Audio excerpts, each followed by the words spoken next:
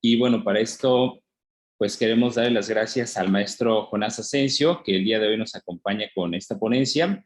Él es licenciado en Derecho, egresado de la Universidad de Anáhuac, también es contador público, egresado de la Universidad Univer. Es maestro en Derecho Corporativo por la Universidad de Anáhuac. Asimismo, es maestro en Derecho Fiscal por el Instituto de Especialización para Ejecutivos y actualmente se encuentra cursando la maestría en Administración Pública en la Universidad de Anáhuac en Cancún. Él es socio fundador en la Delegación Quintana Roo de la Asociación Nacional de Especialistas Fiscales y además se ha desempeñado como profesor en la Universidad de Anáhuac Cancún, en la Universidad Humanitas y en el Instituto de Estudios Universitarios. También ha participado como expositor en diversos colegios de profesionistas y a nivel profesional se ha desempeñado en las áreas de Derecho Fiscal, Administrativo y Corporativo. En el sector público se ha desempeñado como Procurador Fiscal del Estado de Quintana Roo y director estatal jurídico del Servicio de Administración Tributaria del Estado de Quintana Roo. Por lo tanto, les pido, le demos la bienvenida al maestro Jonás Asensio. Jonás, bienvenido. Gracias. Muy buenos días a todos. Muchísimas gracias, Misael, por la presentación y por la invitación. Y pues bueno, esperando que esta plática, esta capacitación el día de hoy sea del completo agrado de todos los participantes.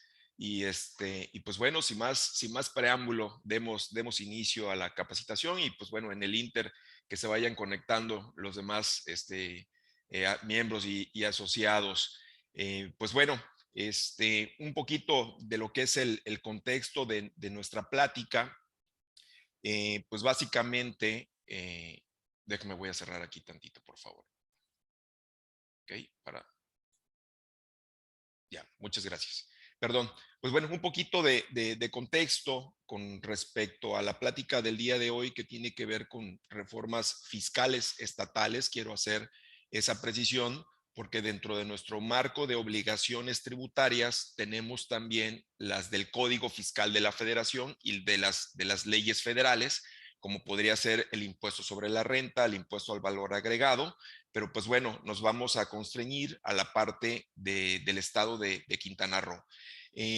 La presente administración estatal que dio inicio en septiembre del 2016, pues bueno, nuestra materia fiscal año con año se ha venido actualizando, se han venido dando nuevos conceptos de contribuciones. Muy probablemente ustedes en algún momento escucharon, por ejemplo, el año pasado, el tema del visitax, que es este aprovechamiento que se le cobra al turista extranjero que visita el estado de Quintana Roo, que oscila sobre la cantidad de $10 por persona a través de lo que es la plataforma que llevó a cabo el Servicio de Administración Tributaria, en el cual los visitantes, por hacer el uso de las instalaciones en el estado de Quintana Roo, pagan un derecho. Normalmente se le conoce como derecho, aunque legalmente se le dio el concepto de aprovechamiento. Pues bueno, esto también con qué intención, pues para fortalecer las finanzas del Estado. Y así cada una de las leyes se han venido actualizando, y las que vemos aquí en nuestra pantalla, pues prácticamente constituyen la columna vertebral de los ingresos que percibe el Estado a través de derechos, contribuciones, lo que conocemos como los impuestos, que pagan o pagamos los residentes del estado de Quintana Roo, o aquellos que realizamos una actividad económica por la cual debemos de cumplir ciertas formalidades, como el darnos de alta en el registro estatal de contribuyentes y cumplir con nuestras obligaciones, que bueno, si somos persona física o somos una persona moral que tenemos a nuestro cargo colaboradores, pues bueno, es el impuesto sobre nómina, ¿no? Si realizamos una actividad relacionada con la renta vacacional, lo que conocemos como impuesto al hospedaje, pues bueno, se paga este concepto, y pues bueno, a través también de lo que son las plataformas, ¿no? Pero pues bueno, a través de lo que son las dependencias y los organismos que componen la administración pública del Estado, pues tenemos básicamente estos, y es a lo que nos vamos a abocar principalmente para el ejercicio 2022. Algunas leyes no tuvieron modificación alguna para este ejercicio, pero considera importante mencionarlas. Les voy a pedir de favor, y a mí me gusta que nuestras pláticas sean de mucho dinamismo. Si en el yo sé que Misael me comentó que al final va a haber una sesión de preguntas y respuestas, pero no estoy peleado con la idea de que si durante mi plática, durante mi exposición surge alguna duda, comentario, prefiero que lo agotemos en su momento para ir aclarando las dudas que pudieran surgir, con independencia de que al final podamos agotar todas las dudas que quedaran pendientes, ¿no? Entonces, pues bueno, les comentaba, las principales modificaciones que se dieron para este ejercicio de 2022 tiene que ver precisamente con la ley de derechos, y aquí destaqué los puntos más importantes, ¿no? El primero de ellos tiene que ver con el momento de pago. Esas son precisiones que se le dieron a la ley porque había una laguna, había una pequeña ambigüedad respecto de en qué momento pago y en qué momento obtengo el servicio. Entonces, para evitar precisamente indebidas interpretaciones respecto al cumplimiento de esta disposición, se estableció en la Ley de Derechos lo siguiente: se propone disponer que el pago de los derechos que establece la ley deberá hacerse por el contribuyente previo a la prestación de los servicios o al uso, goza, explotación o aprovechamiento de bienes de dominio público del Estado. La distinción que se hizo, o la precisión, mejor dicho, tiene que ver con esta palabra que dice previo a la prestación. Todo derecho, ¿qué es lo que hacemos nosotros los particulares? Pues vamos a una oficina de recaudación, o a través de la plataforma de la Secretaría de Finanzas o del Servicio de Administración Tributaria, pues nos vamos a los rubros y a los conceptos que queremos pagar, imprimimos nuestro formato, nuestro formulario de pago, y ya sea que lo paguemos a través de los convenios que tiene celebrado el gobierno del Estado con las tiendas de conveniencia o con las instituciones bancarias, o acudir de manera directa a una ventanilla de cobro, de pago en las instalaciones de las recaudadoras que están en cada uno de los municipios. Entonces, primero obtengo el formato o la solicitud, realizo el pago y en consecuencia el Estado me va a prestar el servicio por el cual estoy realizando este pago. Esa precisión antes no estaba contemplada en la ley.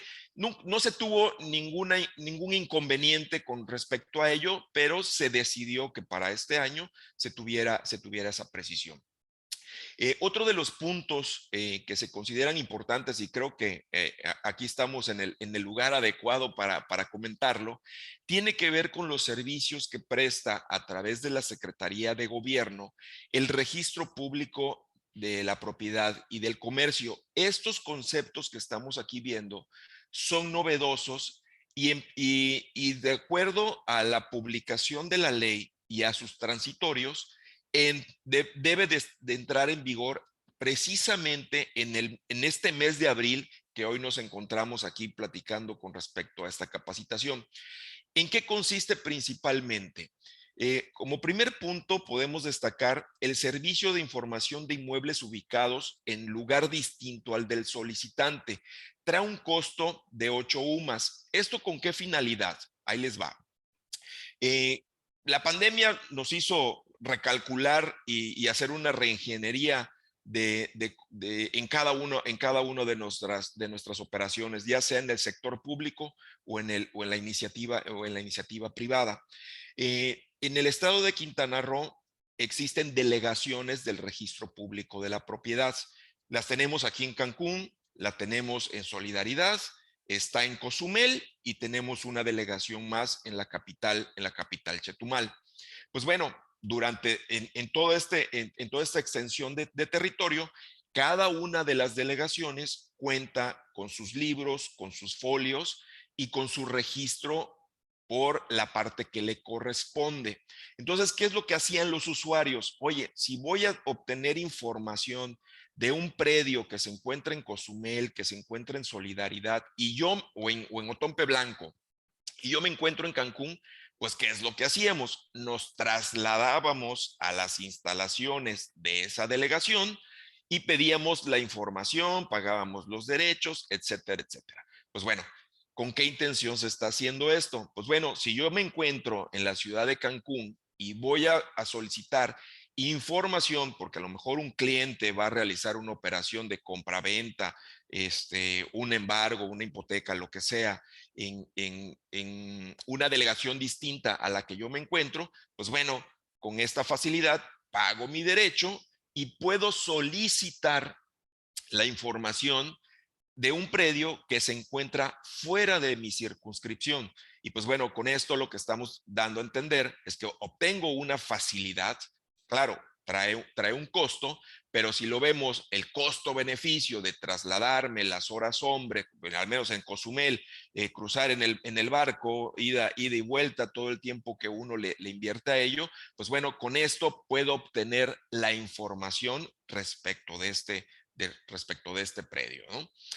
El punto número dos, es decir, desde mi punto de vista, es sumamente interesante y es una protección para los particulares, para los propietarios. Se consiste precisamente en un servicio de alerta registral inmobiliaria. Querramos verlo como un seguro. Esta es un costo de 10 sumas por un plazo de 12 meses por predio. No es que Jonás tenga 5 propiedades y mediante una sola me cubre las 5, no. Es por cada una de las propiedades que uno posea. El solicitante, ahí sí, forzosamente tiene que ser el particular propietario del bien inmueble.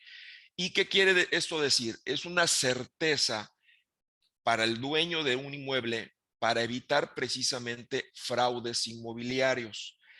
A lo largo de los años y a lo mejor en la calle o en la prensa o a través de algún conocido, hemos escuchado de que, oye, ¿sabes qué? Me despojaron de este inmueble. Cuando vine a ver, ya tenía una inscripción de embargo del cual nunca me enteré. Se hace todo un artificio de algún juicio simulado afectando a una determinada persona y cuando te vienes a enterar es porque te están desalojando de tu inmueble, porque ya cambió de propietario y esto honestamente se convierte en un viacrucis para los particulares. Entonces, ¿en qué consiste esta alerta inmobiliaria?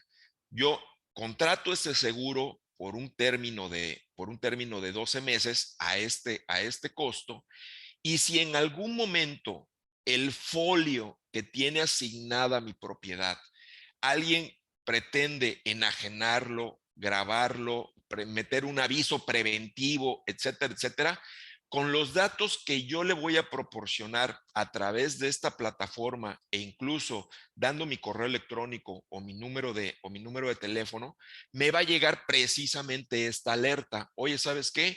Se está haciendo tal registro a este inmueble del cual tú tienes contratado ese seguro. Ahora sí que como cuando te hacen un depósito en el banco, ¿no? Si es tuyo, pues no digas nada y si no te corresponde este movimiento, pues haz tu aclaración de manera inmediata. Entonces, con esta finalidad se está haciendo esta alerta inmobiliaria con la opción a los particulares de contratarla. Es opcional, no es obligatorio.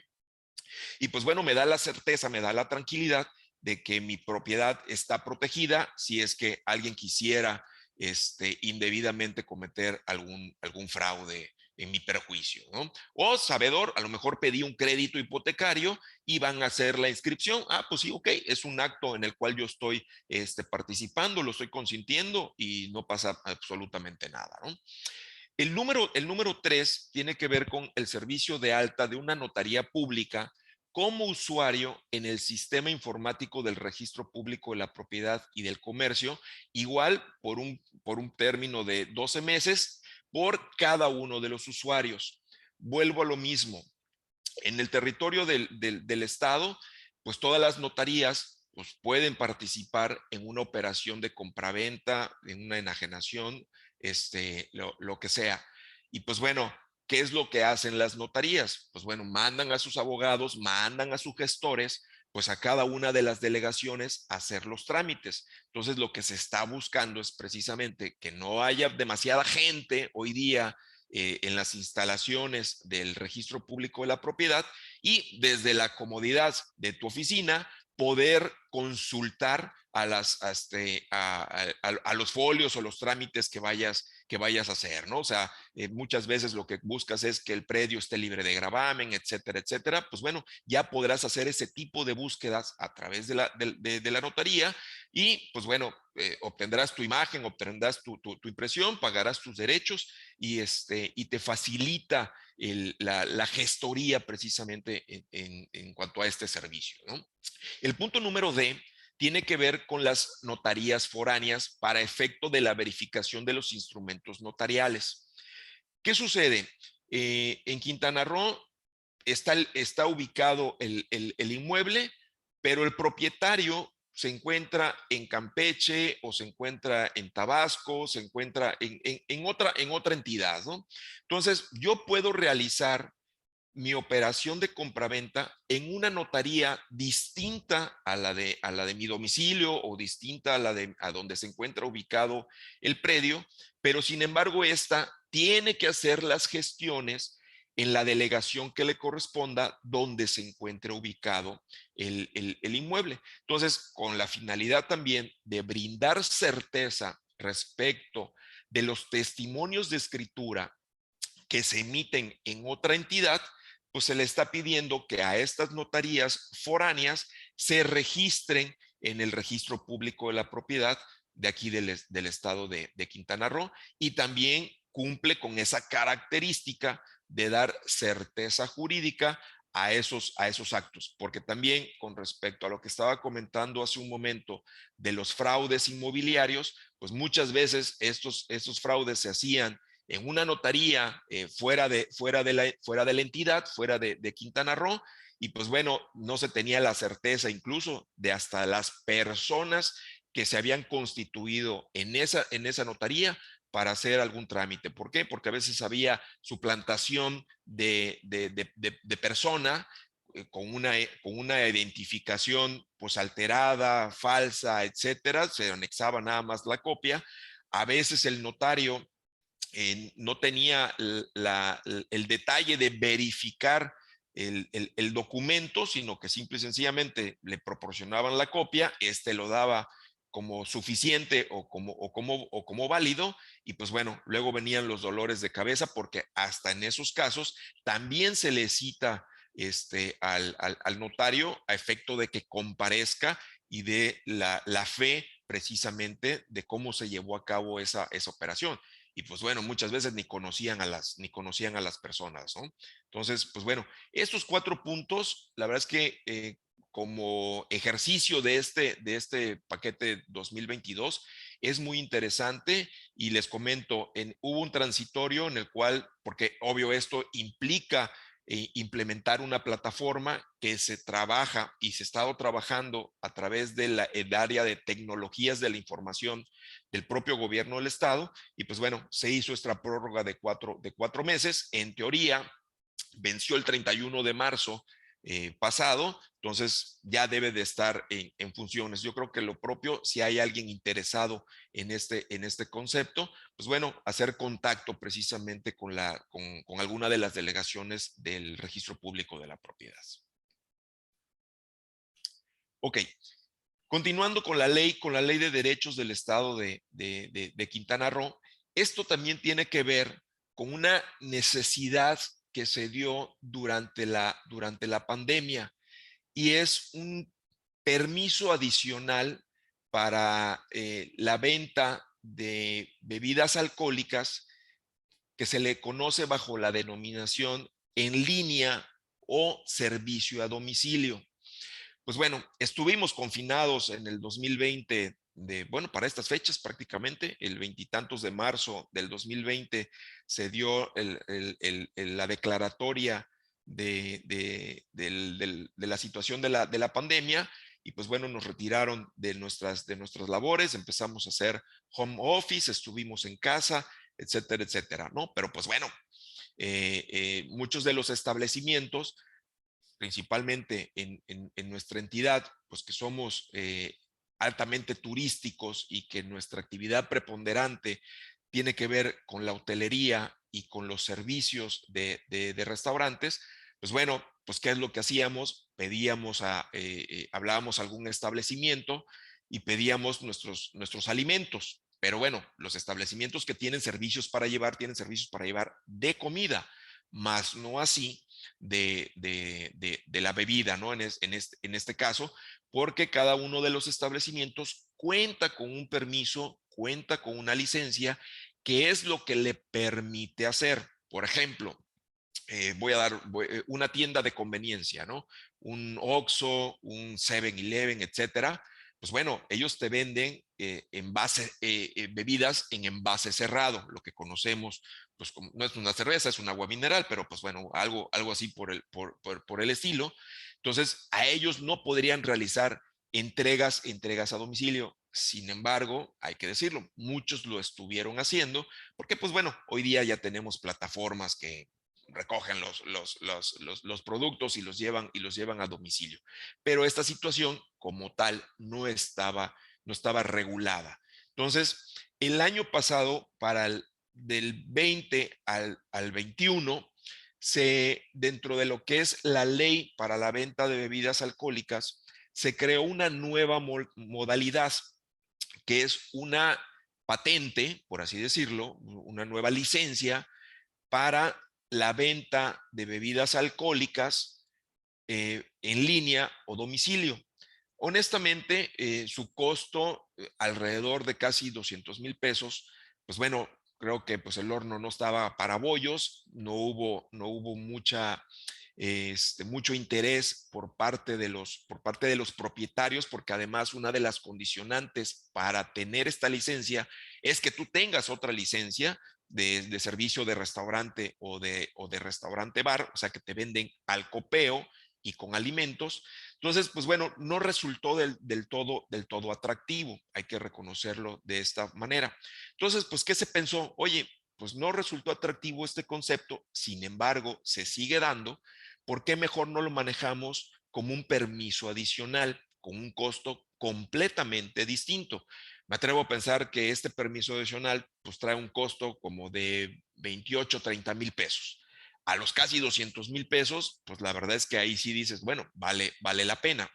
Entonces, para este ejercicio 2022, la dirección de alcoholes, pues dijo, bueno, sigo conservando el costo de esta licencia para el que la quiera adquirir, pero adicionalmente y con la finalidad de estimular la economía y de brindar un nuevo esquema de servicio, voy a crear este permiso adicional, pero única y exclusivamente para los establecimientos mercantiles que tengan el rubro de restaurante y de restaurante bar.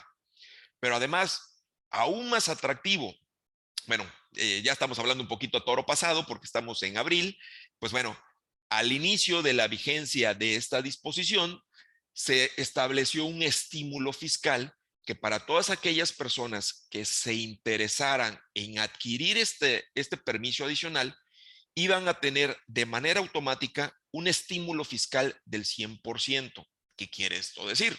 Pues que te iba a costar cero pesos e ibas a emplear pues un servicio adicional.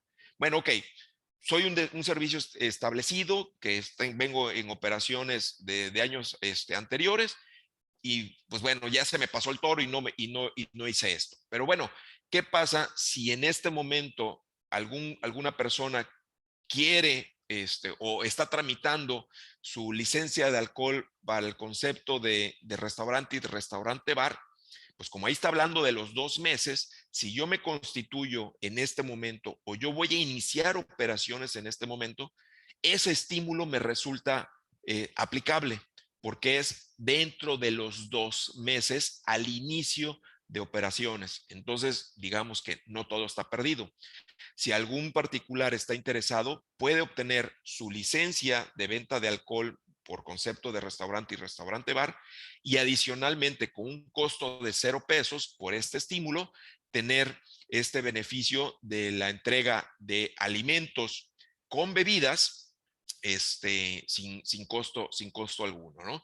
Entonces, la verdad es que ahí sí resulta Muy, muy, muy interesante este concepto. Yo sé que estoy hablando para personas que se dedican al sector inmobiliario, pero pues bueno, las reformas fiscales pues nos aplica a todos. A lo mejor tenemos ahí algún conocido, primo, amigo, cliente, etcétera, que pudiera interesarle, ¿no? Otro concepto, y esto también fue novedoso para este año, y pues bueno, eh, perdón, eh, la verdad es que los servicios que a través de ciertas autoridades, y ahí sí a lo mejor creo que a más de uno de los aquí presentes le puede resultar aplicable. Por ejemplo, en el caso del servicio de administración tributaria, si queremos hacer un trámite de alta, modificación, firma electrónica, etcétera, etcétera, no sé si a ustedes, pero a mí sí ya me sucedió, es un verdadero viacrucis obtener una cita para hacer un trámite en el SAT. Y misma situación se presentó en lo que es el Instituto de Migración o en el caso de los pasaportes, en el caso de la Secretaría de Relaciones Exteriores. Pues bueno, se vieron honestamente saturados con respecto a su plataforma. Por principio de cuentas, creo que su plataforma no estaba ni siquiera actualizada, o sea, no te daba una fecha cierta para las citas. En Cancún, de plano estuvo cerrado, te tenías que ir o a Yucatán o a Campeche o a otra entidad, pues para hacer tu trámite de pasaporte, si estabas en esto de tu renovación, o si era primer trámite, o ya estabas haciendo también tu trámite para la visa, etcétera. Bueno, entonces, ¿qué se hizo para este año? Se estableció una oficina de enlace. Eso sí, está en la capital, está en Chetumal, en Otompe Blanco. Trae un costo de 4 UMAS. Y bueno, esto honestamente se hizo con la intención de darle un beneficio a los residentes de Otompe Blanco, pero no está peleado, honestamente, con cualquier otro domicilio, con cualquier otro solicitante. Entonces, ¿qué es lo que hacen? Tú pagas tus derechos, que son cuatro UMAS. Obviamente, integras todo tu expediente como si vinieras a la oficina de manera presencial a hacer tu trámite de pasaporte. Pero pues bueno, ahí te toman la foto, llevas todo, te integran el expediente, pagas, y esta oficina de enlace se encarga de enviarlos aquí a la ciudad de Cancún. Estoy poniendo el ejemplo, estando en Chetumal. Se encarga de mandar los documentos, vienen acá, los recepcionan, se hace toda la tramitología, se expide tu documento y te lo regresan a Otompe Blanco o a donde tú digas, ¿no? Entonces, la verdad es que con eso, pues muchas personas están realmente haciendo este trámite por esta vía, porque pues bueno, de entrada, pues vuelvo a lo mismo, te ahorras el transporte, te ahorras el hospedaje, te ahorras la alimentación. ¿Por qué? Porque por 4 UMAS de este derecho, pues bueno, el costo-beneficio honestamente es muy interesante. ¿Por qué? Porque no solo viene una sola persona, viene la familia, vienen todos, y pues bueno, eso constituye al final del día un gasto representativo. Entonces, esta oficina de enlace, la verdad es que sí está resultando. Constantemente se están enviando paquetería aquí a la ciudad de Cancún, y pues bueno, este es un beneficio que de manera original se pensó para la capital, pero les repito, no está peleado con algo que de otra entidad o de otros municipios, incluyéndose Solidaridad o incluyendo Benito Juárez Cancún, pudiera llevar bueno, no llevar a hacer el viaje para allá, pero pues bueno, puedes a través de algún conocido mandarle la documentación y te la incorporan, y te evitas el problema incluso de las citas, o que obtengas cita con respecto a ello. Esto, perdón, con respecto a la ley de derechos. ¿Algún comentario hasta este momento? ¿Todo bien? Ok, por favor, con toda confianza, si surge algún cuestionamiento al respecto. Ahora me voy a pasar a la ley sobre venta y consumo de bebidas alcohólicas del estado de Quintana Roo. Tiene mucho que ver, está muy vinculada con lo que acabamos de comentar de la ley de derechos. Miren, Aquí como punto a destacar tiene que ver con el trámite de autorización de comodato condicionado al cumplimiento de obligaciones fiscales. Eh, Miren, esto en atención a qué va. Eh, las licencias de venta de alcohol puede ser que tengo la capacidad económica, voy a iniciar un negocio de esta naturaleza y hago la inversión respecto del costo de la misma. Pero pues bueno, hoy día no sabemos cómo se va a comportar mi negocio, si va a tener éxito, si no va a tener éxito, si mi producto va a ser aceptado, etcétera, etcétera, ¿no? Es jugarle un poquito al tema de la especulación. Entonces, ¿qué es lo que hacen muchos de los propietarios de establecimientos? Pues bueno, honestamente, se acercan a las cerveceras, que son las que pues adquieren muchísimas licencias porque lo que les interesa también es vender y desplazar su producto.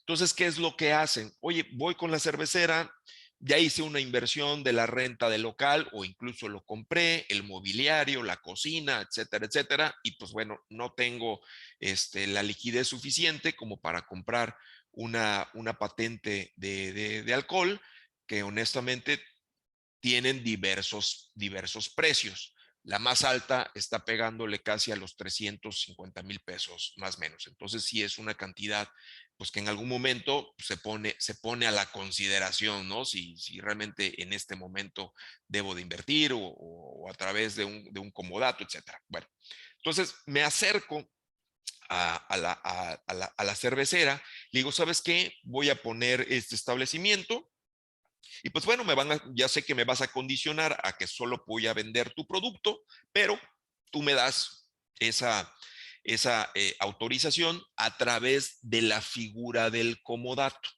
El comodato es una figura de naturaleza civil en el cual es el uso o goce de un determinado bien mueble o inmueble. En este caso se trata de un derecho. Entonces, pues bueno, va. Entonces, estas personas operan su establecimiento mercantil a través de este comodato y por alguna razón, pues no les fue bien, vino la pandemia, las circunstancias que ustedes se les ocurra y el negocio cierra. Entonces, honestamente, ¿con qué finalidad se hizo esta modificación? Pues de alguna otra manera para garantizar el ingreso al Estado, porque el comodato año con año se va haciendo una figura que es el refrendo y se paga un derecho por ese refrendo. Es como que una actualización nada más, ¿no? Y efecto de control para llevar quiénes, cuántas licencias se encuentran operando. Entonces, ¿cuál era el inconveniente que tenía en este caso la Dirección de Alcoholes y en consecuencia la Secretaría de Finanzas? Que el establecimiento cerraba, ¿sí? Y se quedaban los pendientes de impuestos sobre nóminas, se quedaban pendientes de pagos de derechos, etcétera, etcétera. Entonces, hoy, pues bueno, pues obviamente encuentra al particular, o sea, ya no está, el domicilio está cerrado, incluso ya está rentado a otra persona, etcétera, etcétera, ¿no?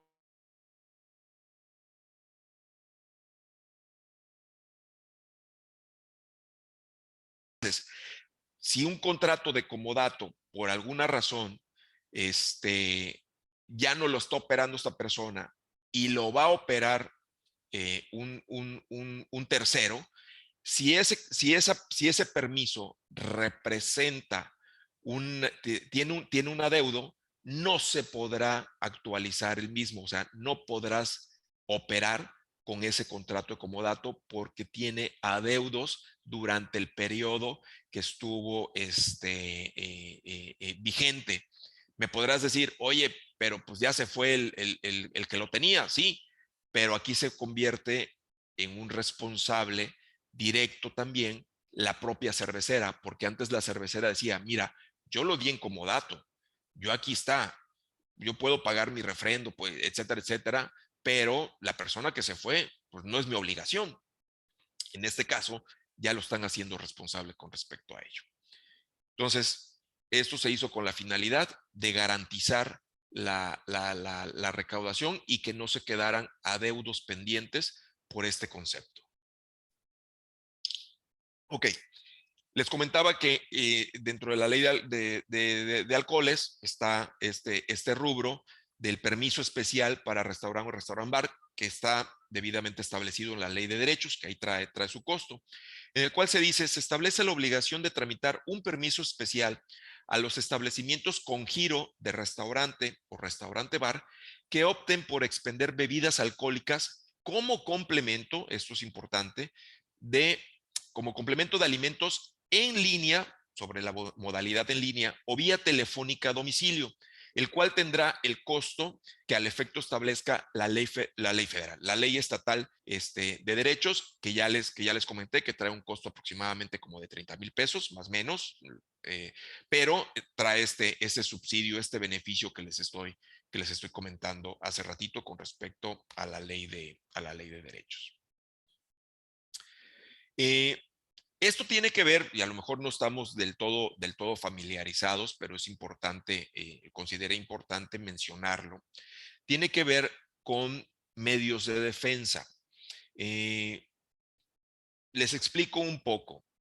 En materia de alcoholes, hay actos que realiza la Dirección de Alcoholes a través de la Secretaría de Finanzas o el Servicio de Administración Tributaria, pero sus consecuencias son distintas.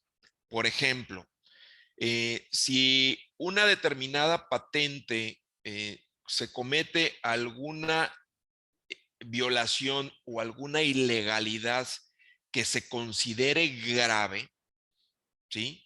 Trae como consecuencia el inicio de un procedimiento administrativo con la finalidad de que esa patente sea revocada, o sea, se le quite de la titularidad a esa persona y deje de surtir efectos. Entonces, esos actos o ese procedimiento que realiza la Dirección de Alcoholes, que trae como consecuencia la anulación de la patente, la autoridad competente para conocerlo es la Procuraduría Fiscal del Estado que está en funciones. Ahora bien, muchas veces nos hemos topado que a lo mejor estamos en algún establecimiento mercantil y llega gente del área del Servicio de Administración Tributaria, de lo que es del SATQ, lo que se conocen como del área de fiscalización. ¿Qué es lo que va a cubrir el tema del área de fiscalización? También va a ser un procedimiento administrativo, pero no con la finalidad de anular la patente, sino con la finalidad de verificar que se estén cumpliendo las disposiciones por la cual tú puedes vender. ¿Qué quiero decir? Oye, si yo tengo una patente de venta de bebidas alcohólicas al copeo con alimentos y yo voy y veo una inspección física y veo, oye, pues no tienes alimentos en la mesa, eso puede ser sujeto de una sanción, porque muchas veces lo que buscan es obtener ahorros, honestamente, y pues bueno, no te vendo el alimento, o sea, se convierte prácticamente en un bar, se convierte en una cantina y le estoy dando un concepto completamente distinto. O bien no tengo al día mis documentos, como es el refrendo del comodato, no he pagado los derechos, no tengo mi licencia de funcionamiento vigente, estoy vendiendo bebidas alcohólicas fuera de mi horario, etcétera. Pues bueno, eso a lo que conlleva es a la imposición de una sanción económica. En ambas puede haber una sanción económica, pero con la diferencia que la otra va a ser la cancelación y acá no necesariamente tiene que ver con la cancelación de la propia patente. Entonces, quien va a conocer de ese procedimiento, porque todos los particulares tenemos el derecho a defendernos, entonces quien va a conocer es el Servicio de Administración Tributaria del Estado de Quintana Roo, porque esas diligencias las van a realizar a través de las direcciones de recaudación y la autoridad con la cual se va a controvertir esa multa o esa sanción, va a ser ante la Dirección Estatal Jurídica del Servicio de Administración Tributaria, del cual un servidor era titular, ¿no? Entonces, lo que se hizo fue nada más identificar, y me preguntarás, oye, Jonás, ¿y por qué hicieron esto? Bueno, porque hasta el año pasado no se tenía esta definición y tuvimos en algunos procedimientos de que ambas autoridades resultábamos competentes para conocer de estos procedimientos, con la diferencia de que el SAT-Q sí tiene la representación de los funcionarios de la CEFIPLAN y de la Dirección de Alcoholes, pero la Procuraduría Fiscal no tiene la representación de los funcionarios del SAT-Q. Entonces, la verdad es que tuvimos ahí algunas controversias respecto de algunos procedimientos. Sí se reconoce, existía esta laguna o esta doble interpretación, era válida, pero en algunos casos la autoridad no tenía la competencia para poder representar a la autoridad que le estaban señalando, básicamente, ¿no? Ok. Dejo a un lado a la ley de venta de bebidas alcohólicas y me voy a la del impuesto sobre nóminas. Esta básicamente tuvo una adecuación relacionada, y ahí sí creo que todos de alguna u otra manera estamos familiarizados con ello. A nivel federal, en el mes de septiembre del año pasado, bueno, más bien, desde que inició la presente administración federal en el 1 de diciembre del 2018, uno de los puntos importantes y compromisos, me atrevo a decir, que se hizo por parte de la Presidencia de la República, fue a combatir todos aquellos esquemas que tenían que ver con el outsourcing o lo que conocemos coloquialmente como pagadoras. ¿Por qué? Este esquema tuvo mucho auge en nuestro estado, muchísimo más por la naturaleza de los servicios que se prestan.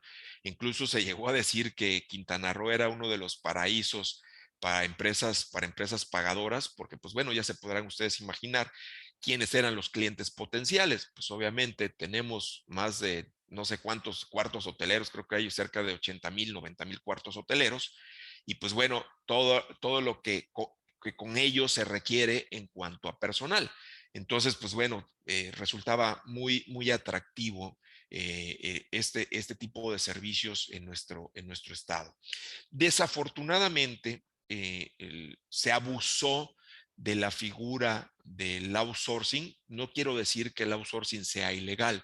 De hecho, es completamente legal utilizar terciarizar ciertos servicios a otras personas. Pero pues bueno, perdieron su esencia, perdieron su origen, y de ser un esquema de protección hacia el beneficiario del servicio, o sea, el cliente. ¿Por qué? Porque lo que se buscaba era precisamente proteger el patrimonio respecto de demandas laborales, de algunos conceptos en materia de seguridad social, o sea, a lo que me refiero a lo que es el IMSS, a lo que es también la PTU. O sea, ahí sí, honestamente, se le pegaba un poco al bolsillo del trabajador, pero tenían otro tipo de incentivos y beneficios económicos a través de estos esquemas. Pero pues bueno, insisto, perdieron su esencia, se fueron convirtiendo ya no en un esquema de outsourcing, honestamente se convirtieron en un esquema de factureras. Entonces se empezaban ya a simular actos, y pues bueno, ya está en la calle prácticamente, hasta solo faltaba que se anunciaran en la sección amarilla del directorio, pues para decir, soy facturera y no esquema de outsourcing. Entonces se generó una evasión fiscal, una simulación fiscal, una erosión incluso de la base tributaria, y pues bueno, esto se volvió un relajo. Entonces el gobierno federal dijo, ¿sabes qué? Voy a combatir los esquemas de outsourcing. Sus primeras reformas que se hicieron a partir del 2019 pues fue limitarlas, ¿no? ¿Sabes qué? Si tienes un esquema de outsourcing, el beneficiario, o sea, el cliente, te va a retener del IVA, te va a retener el 6% o el 8%, él lo va a enterar y tú vas a pagar la diferencia, una serie de esquemas, pero aún así, pues resultaba siendo atractivo y se seguía dando esta evasión. Entonces, para finales del año pasado, pues dijo el Ejecutivo Federal: señores, es más, creo que hasta en una mañanera así lo anunció, se acabó la fiesta y se va a hacer una reforma integral a la Ley Federal del Trabajo, que es la que le daba origen a este esquema. Se elimina el concepto de la subcontratación y se pasa a un esquema que se conoce como servicios especializados u obra especializada. Entonces, no sé si han escuchado hablar de el registro, lo que es el REPSE, el registro de prestadora de servicios especializados. Bueno, a nivel federal, hoy día hay un REPSE federal y en consecuencia, pues bueno, todas las leyes locales tuvieron que adecuarse porque también teníamos regulado aquí este esquema. Ahora me paso al lado estatal. En el lado estatal, con el esquema de outsourcing, lo que se buscó durante muchos años es tener el control de las empresas que estaban dadas de alta con este concepto. Y en algún momento, no sé si a alguno de ustedes les tocó ir a hacer un trámite que se conocía como el ASIL, que era el aviso de contrato de intermediación laboral, que año con año lo ibas actualizando, si es que tenías nuevos contratos o era el mismo contrato y se prorrogaba, etcétera, etcétera. Luego, esta figura de la SIL causó un poquito de ruido y se transformó al aviso de contrato de manera muy genérica. Posteriormente, para el ejercicio 2017 y también con la finalidad de evitar la evasión fiscal, se creó en la ley del impuesto sobre nóminas y en consecuencia en el Código Fiscal del Estado de Quintana Roo, la figura del retenedor. ¿Qué quiere esto decir? Yo contrataba los servicios, voy a denominarla así, disculpen, de una pagadora, yo era el beneficiario del servicio, entonces cuando me facturaba esta empresa y yo le pagaba sus servicios, que iba incluida básicamente todo el grueso de la nómina, más las comisiones, más el IVA, más lo que sea, pues bueno, en materia estatal yo le retenía el 3%, que es el impuesto sobre nóminas del Estado, y yo beneficiario del servicio era el que lo enteraba. Ok, perfecto. Entonces, con eso, pues, ¿qué se evitó? Pues de que muchas empresas, porque además las empresas pagadoras, honestamente, eran empresas de papel, no tenían bienes, no tenían nada. Incluso muchas veces los representantes legales ni siquiera existían. Y pues bueno, eran empresas que constantemente iniciaba una, se cerraba, etcétera. Y pues bueno, el tema de la cobranza pues, se volvía un poquito compleja, ¿no? Entonces ya por lo menos a través de esta figura, pues garantizaba el Estado su contribución estatal del impuesto sobre nóminas. Para el año pasado, para el 2021, y sabedores de que el gobierno federal estaba combatiendo estos esquemas de facturación a través del outsourcing, eh, se creó un impuesto adicional que se llama el impuesto adicional sobre el impuesto sobre nóminas, en el cual también lo que se buscó fue inhibir este tipo de prácticas, en el cual constituía básicamente que además de la retención a mi prestador de servicios, yo le hacía una retención adicional, si no mal recuerdo, creo que era del punto 33 por ciento aproximadamente, que venía siendo en términos generales un 1% más. Entonces, para que realmente se fuera encareciendo este tipo de servicios y que se volviera de alguna otra manera no interesante para el cliente, para el beneficiario, y pues regresar a los esquemas tradicionales que teníamos antes, que es como hoy día se están planteando. Pues bueno, hoy día puedo decir que este impuesto adicional se está convirtiendo en letra muerta, porque al ya no ver un tema de subcontratación, pues obviamente se va a representar una caída recaudatoria. Pues bueno, ¿por qué hago todo este contexto? Porque precisamente en el Estado, a través de la ley del impuesto sobre nóminas, se crea, ya se creó, mejor dicho, un REPSE estatal, que es básicamente los mismos requisitos del REPSE federal, que tiene que ver con tu objeto preponderante, pero ahora es de manera estatal. Y también se te está dando una constancia de que te encuentras inscrito en el REPSE estatal, que aplica para los servicios especializados u obra especializada. Me preguntarán, oye Jonás, ¿y cuáles son estos servicios especializados? Pues bueno, todos aquellos servicios con los cuales son distintos a mi objeto social o a mi objeto preponderante. Voy a poner el ejemplo clásico porque es el que se da prácticamente todos los días. Los hoteles. Los hoteles, su actividad preponderante, pues es el servicio de hospedaje. Entonces, ¿cuáles son los servicios distintos al hospedaje? O sea, lo que tenga que ver con alimentos, lo que tenga que ver con las habitaciones, etcétera, etcétera. Pues bueno, es el mantenimiento de los aires acondicionados, es el mantenimiento si contara con elevadores, escaleras eléctricas, los servicios de vigilancia, porque la vigilancia es un objeto completamente distinto a lo que es el objeto social de este tipo de negocios, que es la pernocta, ¿no? el centro de hospedaje. Entonces, yo en las veces que he platicado con amigos, con clientes, así como con ustedes, lo que les digo es, mira, este nuevo esquema se convirtió en lo siguiente. Los que antes estaban como excepción, como lo son los servicios les acabo de comentar, de limpieza de albercas, de mantenimiento de elevadores, etcétera, etcétera, hoy día adquirieron el carácter general, o sea, la regla general, ya no son la excepción. Entonces, ¿qué es lo que están haciendo todos los hoteles? Pues contrato que estoy celebrando con una empresa que me va a dar el servicio de vigilancia, le estoy pidiendo que cuente con su padrón en el REPSE, tanto federal como estatal, porque de lo contrario habrán consecuencias. Les pongo el ejemplo muy sencillo.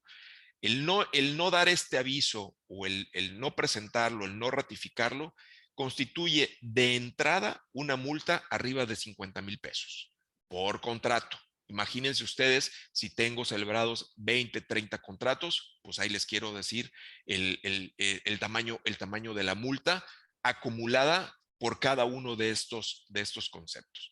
La misma situación con respecto a las obras. En nuestro estado de Quintana Roo, somos un estado todavía joven, en el cual hay mucha obra, hoy día más, hoy tenemos incluso el Tren Maya, todo ese tipo de cosas y todo lo que va a detonar este tipo de obras, pues bueno, estas empresas deben de contar precisamente con su REPSE, tanto federal como estatal. De lo contrario, habrán sanciones y son muy fuertes. Son muy fuertes. Esta disposición ya entró en vigor precisamente desde el 1 de enero.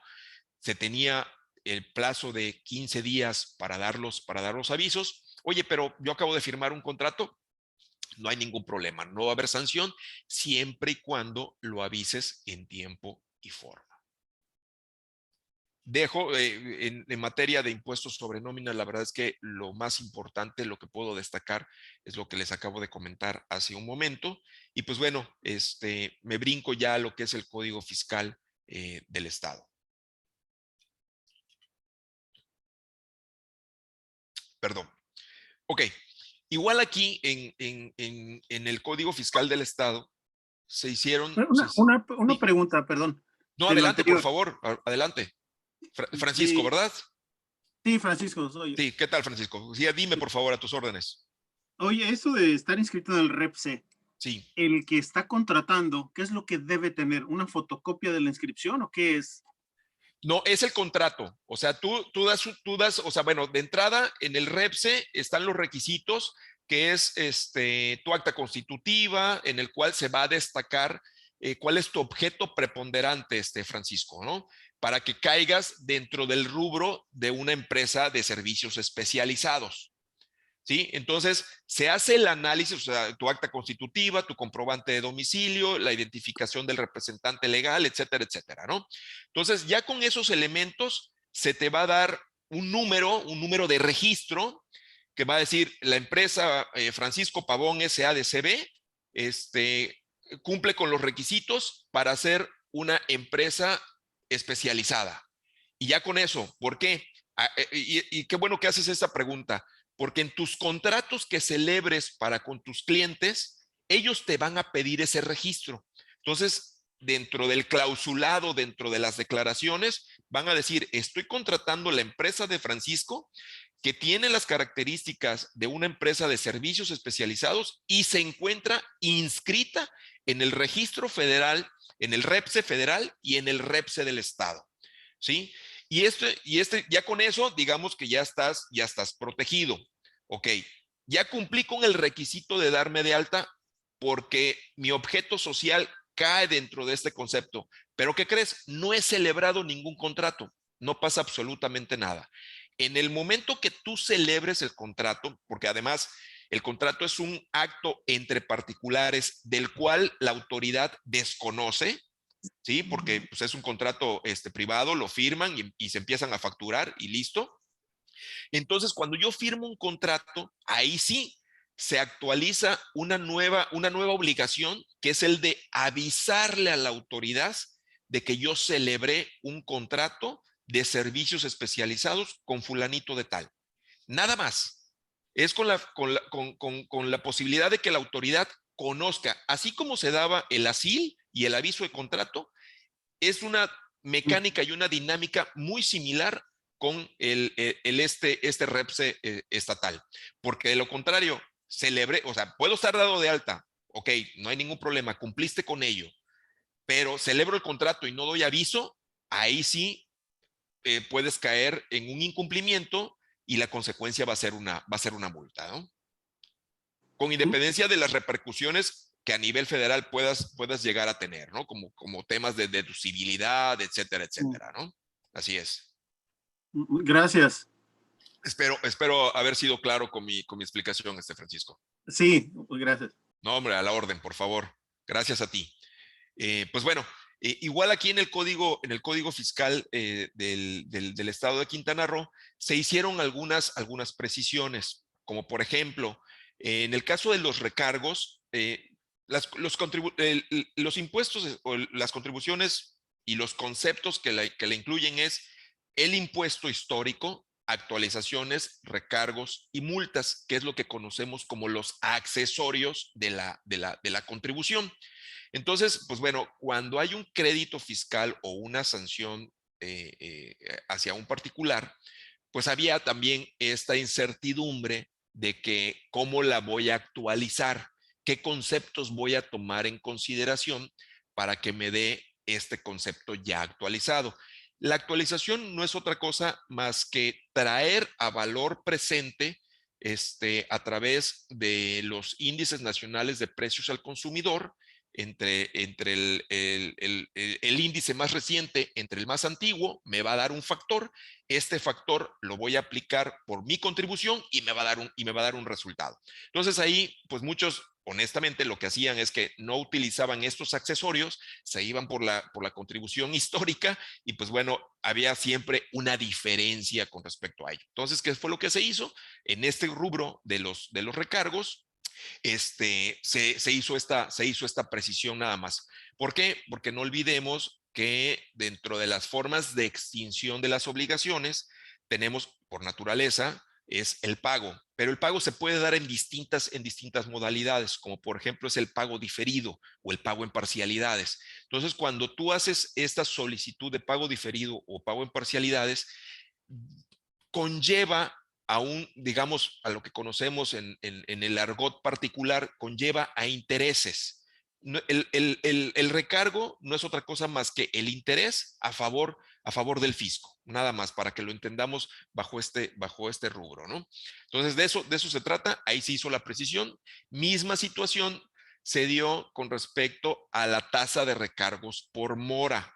¿Qué quiero decir? Yo ya solicité un pago en parcialidades, pero no cumplí, pues en consecuencia tengo un interés por mora, lo que podríamos conocer como un interés por mora, perdón que lo diga así, pero lo quiero que lo entendamos, pero antes, de manera supletoria, el procedimiento para su cálculo se hacía en el Código Fiscal de la Federación, porque ahí está muy detallado cómo realizar este cálculo. Entonces, pues para no descubrir el agua tibia ni el hilo negro, pues lo único que hicimos es, ahora sí, remitirnos, porque además nos los permite la ley, al procedimiento previsto en una norma federal que además jerárquicamente se encuentra por encima de nuestra norma estatal. Y pues ya con eso le estamos dando certeza a los particulares del procedimiento que lleva a cabo la autoridad y que nos va a arrojar un resultado aplicado precisamente en el Código Fiscal de la Federación. Esta figura es muy importante y la debemos de tomar muy en cuenta, porque igual a nivel federal en los últimos años se han venido dando reformas al artículo, si no mal recuerdo, es entre el 26 y el 28 del Código Fiscal de la Federación, que tiene que ver precisamente con la responsabilidad solidaria. Hace rato les comentaba yo del tema del comodato, etcétera, pues algo muy similar se da a nivel estatal. A nivel federal, no sé si estemos familiarizados con algunos conceptos, como lo que podría ser la razón de negocios, o sea, que realmente el acto que estamos celebrando sea un acto legítimo y que haya una evidencia, que haya una materialidad, o sea, lo que quiero decir es que no sean actos simulados. Y hoy día tenemos una figura muy interesante que se llama el beneficiario controlador. ¿Qué quiere esto decir? Que no necesariamente tengo que tener la mayoría accionaria para controlar un determinado negocio, porque muchos nos excusamos, pues es que yo soy el socio minoritario. Sí, pero pues ya quisiera ver el socio minoritario, un señor Carlos Slim, en otra empresa, díganme ustedes si no tiene un peso, su 10%, su 5%, etcétera. Lo quise poner para darnos una idea, ¿no? Entonces, con respecto a la responsabilidad solidaria y también para garantizar la recaudación tanto federal, Código Fiscal de la Federación, como estatal, se ha venido actualizando este concepto. ¿Por qué? Porque vuelvo a lo mismo. Muchas veces se daban operaciones de negocios en marcha, o sea, aquí podemos tener muchos establecimientos que se operan a través de una persona física, no necesariamente a través de una persona moral. Y pues, ¿qué es lo que sucedía? Lo que coloquialmente conocemos como el traspaso del negocio, ¿no? Entonces, oye, te traspaso mi tienda, te traspaso mi lavandería, te traspaso mi negocio, llámese como se llame, pero pues quedaban adeudos pendientes. Y pues el nuevo, el adquirente, decía, pues oye, compadre, pues es que no eran ni mis trabajadores, no eran ni mis empleados, ni les pagué la nómina, etcétera, etcétera. Y pues como que era muy sencillo evadir este tipo de responsabilidad. Pues bueno, hoy día se están haciendo los candados necesarios para efecto precisamente de evitar esta evasión de la responsabilidad cuando estoy adquiriendo un negocio nuevo, ya sea a través de una persona física o a través de la adquisición del paquete accionario de una determinada empresa, etcétera, etcétera. Entonces, aquí van a cobrar mucha importancia de veras, aunque normalmente este tipo de conceptos los escuchamos en operaciones muy fuertes, cuando vas a comprar un hotel, etcétera, lo que conocemos como el due diligence. Pues bueno, aquí vas a tener que hacer, aunque sea en una versión pequeñita, pero pues dime cuáles son tus obligaciones directas cuáles son tus pasivos contingentes, muéstrame que estés al día en tus obligaciones, porque pues yo soy el que voy a entrar aquí a este negocio, voy a hacer un cambio a lo mejor del contrato de arrendamiento, o no sé si ese contrato de arrendamiento te permita sustituir al arrendatario, una serie de circunstancias, la verdad es que muy interesantes, y creo que tanto abogados como empresarios, como contadores, vamos a estar muy ocupados y cuidando mucho este tipo de cosas, porque honestamente hacia allá va las reformas fiscales, hacia allá van los conceptos de fiscalización y lo más importante, el tema de las responsabilidades. Y al ratito le voy a comentar por qué por qué estoy haciendo este énfasis, ¿no? También, obviamente, puedo ser responsable solidario por voluntad propia, porque yo así lo establecí. Oye, ¿sabes qué? Lo que conocemos coloquialmente como la figura del aval. Hay una persona que tiene un adeudo, no tiene la capacidad económica, pero pues es mi compadre, es mi socio, es mi amigo, es mi brother, pues yo voy a apoyarlo y me voy a constituir como un responsable solidario, a lo mejor a través de un embargo en la vía administrativa, o yo me voy a responsabilizar por cierto porcentaje de su deuda, etcétera, etcétera, ¿no? Y el punto número C, que es muy importante y la verdad es que se ha convertido hoy día en un talón de Aquiles para las autoridades, tanto federales como locales, es en el Estado. Y creo que también aquí para ustedes les puede resultar muy atractivo este concepto. Hoy día tenemos en materia del impuesto al hospedaje el concepto de las rentas vacacionales a través de plataformas digitales. Voy a decir el nombre, Airbnb, el que ustedes, el que se Expedia, el que a ustedes se les ocurra, ¿no? Muchos de estos inmuebles pertenecen a extranjeros, ya sea y por la vía que lo hayan adquirido es indistinta, a través de un fideicomiso, etcétera, etcétera, que incluso muchas veces se está violando las disposiciones del propio fideicomiso, porque cuando es un fideicomiso inmobiliario para casa habitación, pues en teoría es casa habitación, no puedes establecer o hacer actos de comercio u obtener ingresos a través de estos. Pero bueno, esa es otra película. Vamos a empezar. Se hace. Entonces, pues muchos de estos inmuebles se ofertan a través de plataformas y pues ¿qué es lo que hacen? Pues nombran pues a un administrador, pues el cuate que va y está al pendiente de tu departamento, es el que te dice, oye, pues ya lo renté 4 o 5 semanas en verano, tantas en diciembre, etcétera, etcétera. Pero pues, ¿qué crees? Pues la lana pues no se queda en el Estado, porque además es a través de la plataforma. Ya tenemos un mecanismo, o ya se tiene un mecanismo, todavía sigo hablando a nombre propio, ya se tiene un mecanismo de retención para el caso de este tipo de operaciones, pero se sigue flaqueando con respecto a tener un representante en la entidad de estos residentes en el extranjero. Entonces, pues bueno, lo que se está buscando es precisamente generar también un padrón de representantes de no residentes en el estado de Quintana Roo. Quiero hacer énfasis que todo lo que estoy comentando el día de hoy es única y exclusivamente con obligaciones de naturaleza estatal.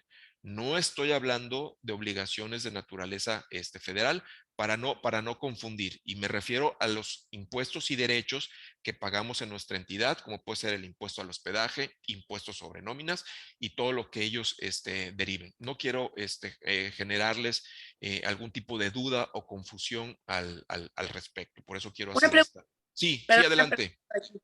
Este, Erika, adelante, Erika, dime. muchas gracias.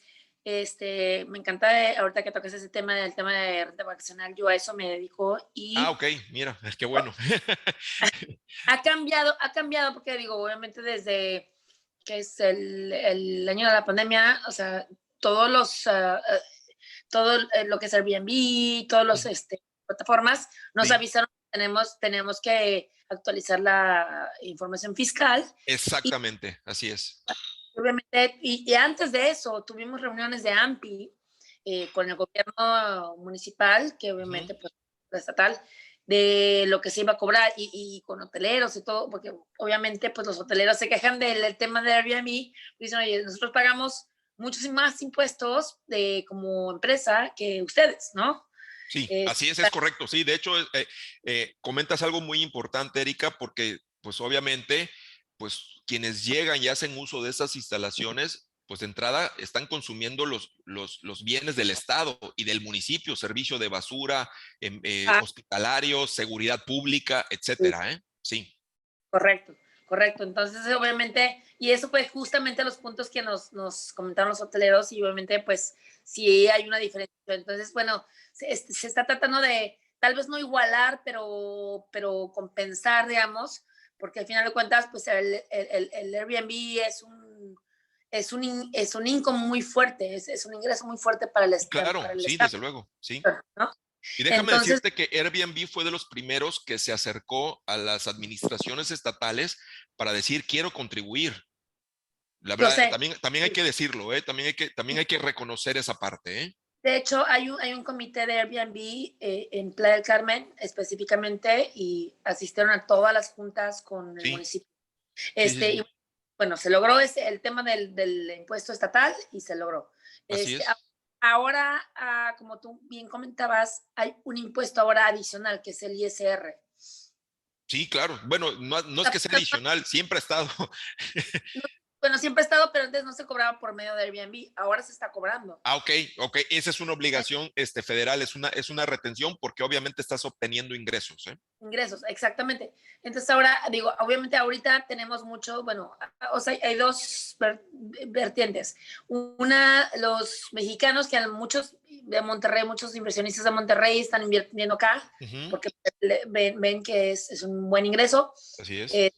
Y están, ahora creo que hay una nueva figura que puede, o sea, en lugar de ser persona física, puedes cambiarlo a una persona física con actividad empresarial y puedes Ujú. deducir gastos, que es Sí, claro. importante, Sí, sí, sí. Así es. ¿no? Sí, porque no te das de alta bajo el rubro de arrendamiento, que tiene otros beneficios como la deducción ciega, etcétera, etcétera.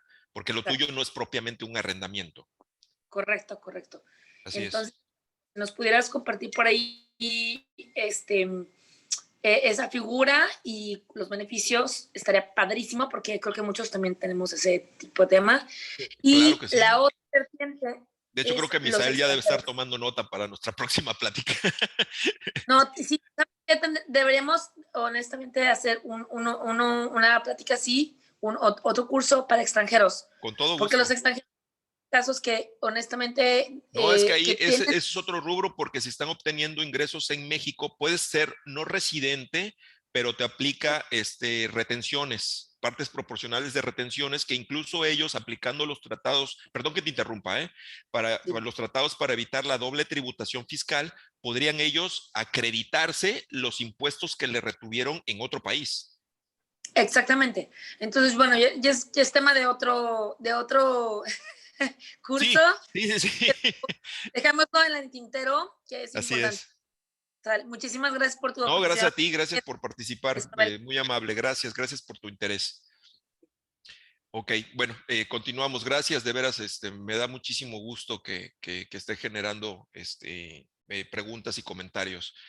Pues bueno, eh, continuando con el tema del Código Fiscal del Estado, ya habíamos platicado con respecto al impuesto sobre nóminas. El punto número 3, no me voy a detener mucho en ello, porque tiene que ver precisamente con este REPSE, con el tema de la subcontratación que fue eliminado a nivel federal. Ya no está permitido el poner a disposición de un tercero, de una persona llamada beneficiario, a los trabajadores y que además estos les diera instrucciones, uniformes, etcétera, etcétera, ¿no? Ya esta figura quedó rebasada. En materia de dictamen contable, a lo mejor no estamos muy familiarizados con ellos, pero en materia del impuesto sobre nómina principalmente, ciertas empresas tienen la obligación de dictaminar sus estados financieros bajo los rubros estatales, con la finalidad de ir muy a la par con la federal. Entonces, aquí, este dictamen, quiero buscar las palabras coloquiales y no escucharme muy técnico, estas se realizan a través de un profesionista que es un contador público. pero no es el contador público general, por así decirlo. Es un contador público que tiene cierta especialidad y que además se encuentra dado de alta en el Servicio de Administración Tributaria, que es lo que conocemos como los contadores públicos certificados, los famosos CPC o CPR, o contador público registrado ante una autoridad. ¿Qué es lo que él hace? Pues bueno, él revisa, se convierte como que en el ojo, no fiscalizador, pero sí en el ojo de la autoridad, porque es un instrumento del cual se valen las autoridades para llegarse de información, porque además su capacidad de fiscalización no le alcanzaría para todos. Entonces, a través de estos contadores públicos, le dicen, ¿sabes qué? Porque además tienen que cumplir con una norma de capacitación continua, así como la están haciendo ustedes el día de hoy. Y año con año les da, a través de los distintos colegios de contadores, les dan su constancia de capacitación, tienen que cubrir no sé cuántos puntos para seguir conservando su registro, pero tienen que estar actualizados al final del día.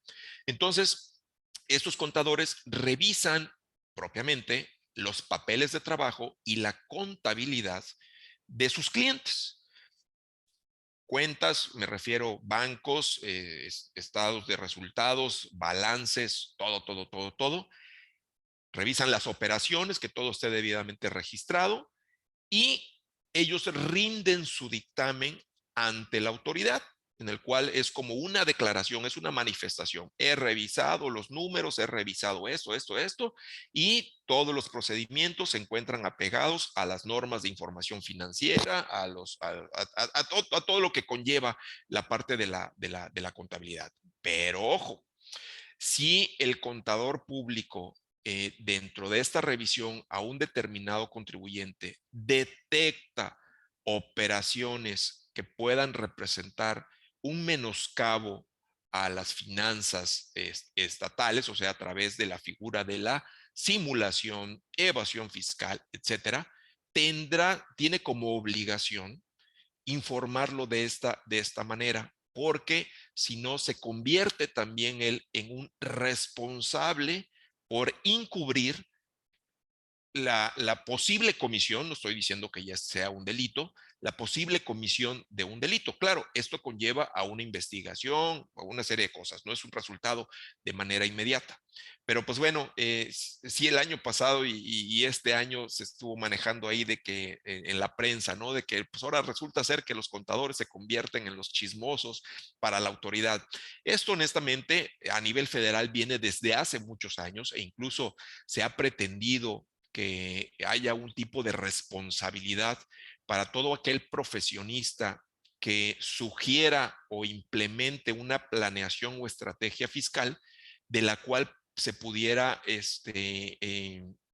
evadir obligaciones, ¿no? Entonces, cualquier opinión ahora sí que cada vez que un cliente nos hace una consulta, pues en la parte de abajo esta es mi opinión profesional, puede diferir e incluso de los criterios de otro profesionista o de incluso la autoridad. Eso es como un salvavidas, es una salvaguarda para quienes emitimos una opinión al respecto, ¿no? Entonces, pues bueno, básicamente de eso se refiere la obligación de informar de la posible comisión de algún delito o de alguna evasión dentro de la revisión que yo haga a los papeles de trabajo de un contribuyente que informo a la autoridad. Adicionalmente, esto ya es una facilidad, la presentación del mismo aviso y del dictamen, pues a través de la plataforma de la Secretaría de Finanzas.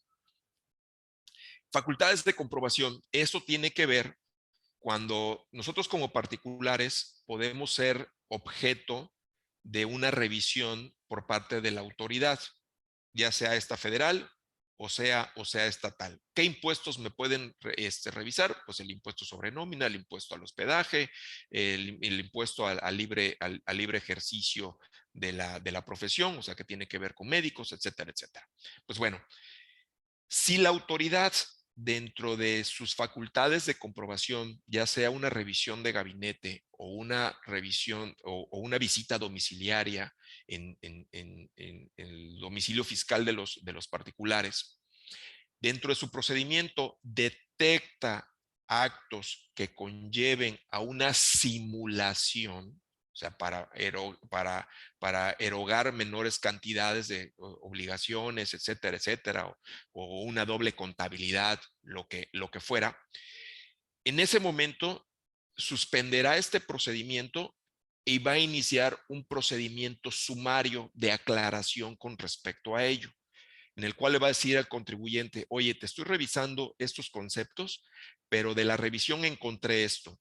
Por favor, antes de que yo emita una resolución, aclárame estos rubros de los cuales tengo duda, porque aquí intuyo que hay una simulación. Si esto es aclarado por el particular, señores, aquí no pasó absolutamente nada. Pero si no es aclarado por la autoridad, esto conlleva a que mi expediente deje de ser de carácter administrativo y se inicie lo que conocemos una segunda carpeta, que es una carpeta de responsabilidad penal para los socios, accionistas, directores, gerentes o aquellos que estuvieron involucrados con estos actos indebidos de simulación.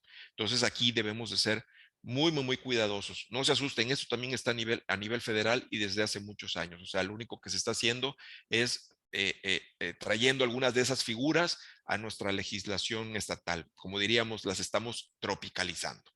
Ok, me brinco al número 6, ya estamos casi por terminar, creo que de tiempo vamos bastante bien.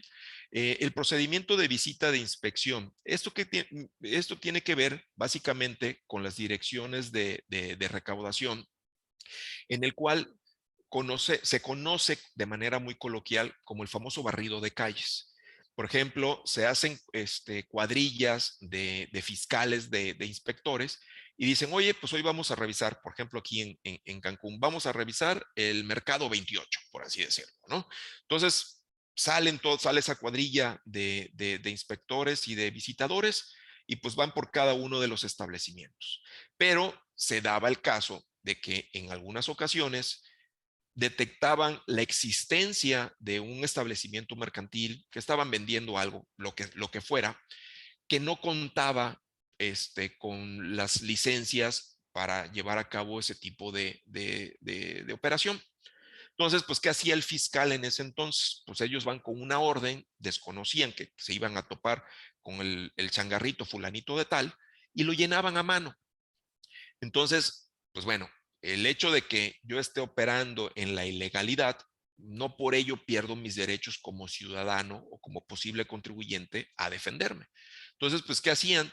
Pues se iban a través de los medios de defensa y pues bueno, en materia constitucional, lo que son los artículos 14 y 16 constitucional, principalmente el 16, nos habla de la legalidad que deben de cumplir los actos de molestia. Y uno de ellos es que previamente a la realización de la visita se cuente con los datos de identificación de la persona. Entonces, ellos que argumentaban, oye, el hecho de que el funcionario lo llene a mano en ese momento ya me está dejando en un estado de indefensión porque está violando un principio constitucional. Pues bueno, ¿qué se hizo?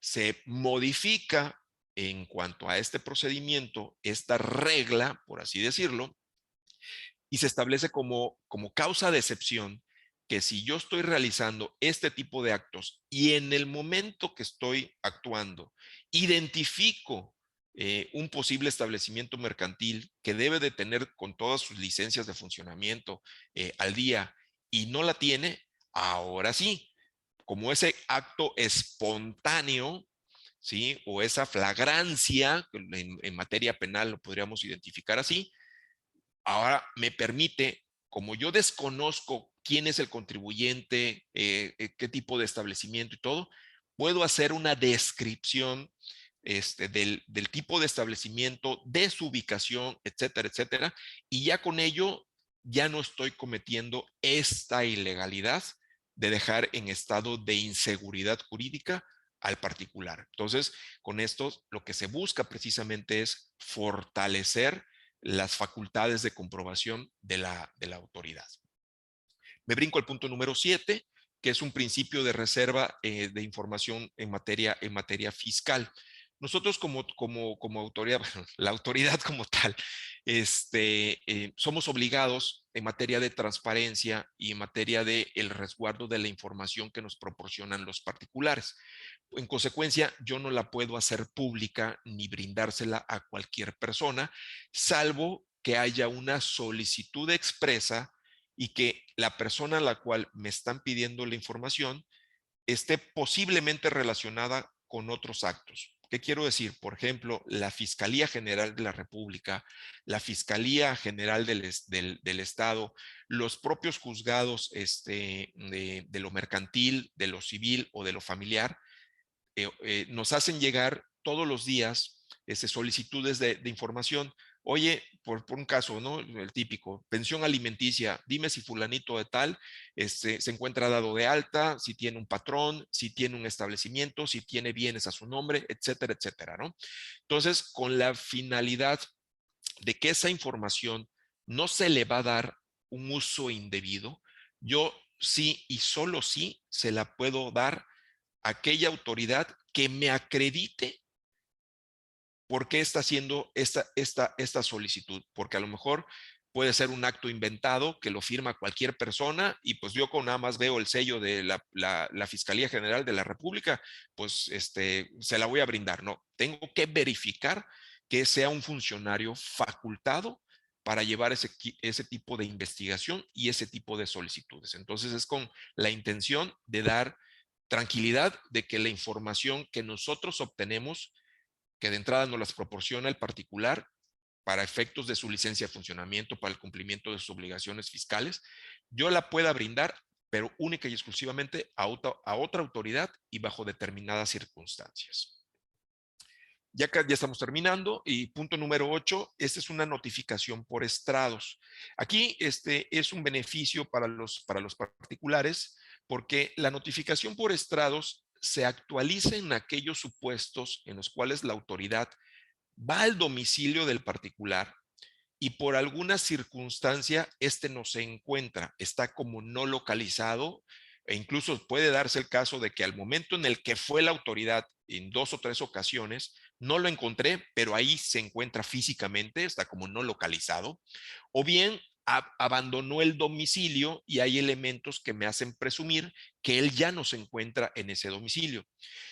Todos aquellos cambios que tengan que ver con mi situación fiscal, entendiéndose esta también los cambios de domicilios, yo debo de darle un aviso a la autoridad. Si no lo hago y la autoridad pretende entablar una comunicación conmigo, que es una notificación de carácter personal, yo ya le di los elementos para que sea por una forma o un medio distinto. Este medio se llama por estrados y no es otra cosa más que fijar el documento que estoy pretendiendo notificarte en el domicilio de la autoridad y adicionalmente en la página electrónica de la autoridad. Entonces, pues obviamente el particular, si tiene algún acto o algún requerimiento por parte de la autoridad, pues bueno, tendrá que acercarse al domicilio, decir, oye, ¿sabes qué? Ya no estoy, mi nuevo domicilio es pero me enteré de que hay una notificación porque lo vi en la página electrónica, porque un compadre vino aquí a hacer un trámite a la autoridad y vio mi nombre y me avisó. Entonces, a eso se refiere. Y antes se establecía que físicamente el documento se encontraba plasmado 5 días.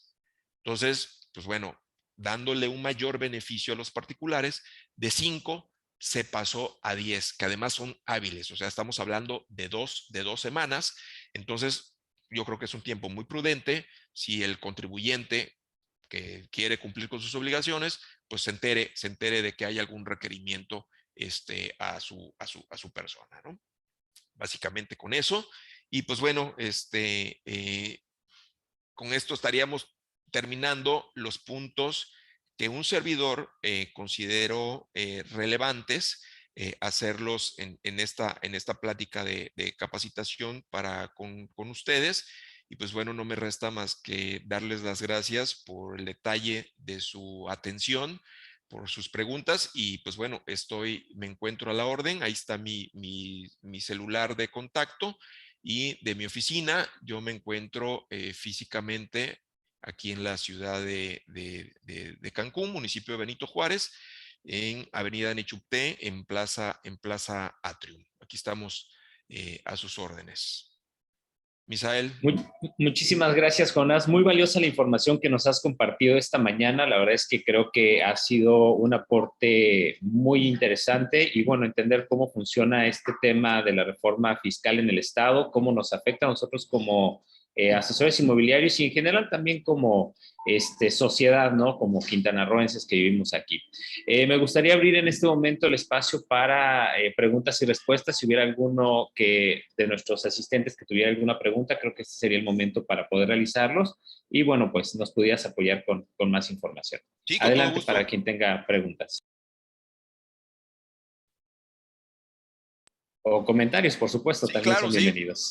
Sí. Preguntas, comentarios, sugerencias, quejas, todo. Los datos de contacto, claro que sí se los compartimos nuevamente. No sé si nos los puedas compartir nuevamente en pantalla, Jonás, tus datos Sí, de contacto, tu celular, para que te puedan contactar nuestros asociados. Y si no, ahí pues está. exactamente, listo. Para que le puedan tomar un screenshot y lo puedan contactar por estos medios. Muy bien. Perfecto. No sé si hay alguna pregunta, algún comentario, si no, bueno, pues si no fuera el caso, pues primero que nada darte las gracias por el tiempo, Jonás. La verdad es que ha sido, como te comentaba, muy valiosa la información, la aportación. Gracias. Creo que fue muy interesante y muy profundo. Entonces, la verdad, muy puntual. Te agradecemos mucho la participación.